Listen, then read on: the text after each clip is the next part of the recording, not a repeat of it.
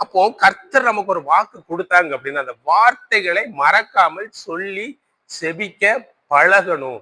கர்த்தர் கண்டிப்பா அந்த வார்த்தை நிறைவேற்றுவாங்க. நிறைய பேர் வார்த்தையில வாங்குறோம் அப்படி மறந்து நம்ம வேலையை போயிடுறோம். நமக்கு நாளைக்கு உழைச்சாதான் சாப்பாடு. ஆனா தேவன் அப்படி கிடையாது. ஒன்னே ஒண்ணு சொல்றேன், சொல்லி முடிக்கிறேன். நமக்கு இன்னது தேவை என்பதை கர்த்தர் அறிந்திருக்கிறார். நம்ம சின்ன பிள்ளைங்களா தான் தேவன் பார்க்கிறார்.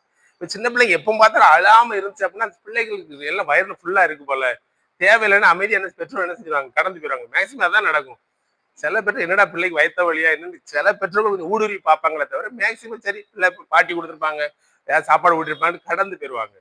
அழுகிற பிள்ளைதான் பால் குடிக்குன்னு சொல்லுவாங்க. ஆனா தேவன் கேட்கத்தான் சொல்றாங்க, கேளுங்கள் அப்பொழுது. ஆமா, அதனால ஒன்னே ஒண்ணு சொல்றேன், உங்களை நோக்கி உங்க தனிப்பட்ட வாழ்க்கையில தேவனுடைய வார்த்தைகள் கடந்து வந்திருக்கலாம். நீங்க போகிற சபைகள் ஊழியங்கள்ல கர்த்தருடைய வார்த்தைகள் கடந்து வந்திருக்கலாம். பொய்யாய் கொடுக்கப்படுகிற வார்த்தைகள் நிச்சயமா கிடையாது. அதை வச்சு ஜெபம் பண்ணுங்க, பிரேயர் பண்ணுங்க. கண்டிப்பா அந்த வருஷத்துல தேவன் நிறைவேற்ற வல்லவரா இருப்பாங்க.